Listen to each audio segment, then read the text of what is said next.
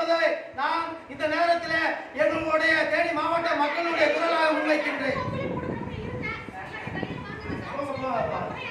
இது ஒட்டுமொத்தமாக மாவட்ட மக்களுடைய அடிப்படை ஜீவாதார பிரச்சனையை நான் முன்னெடுத்துருக்கேன்.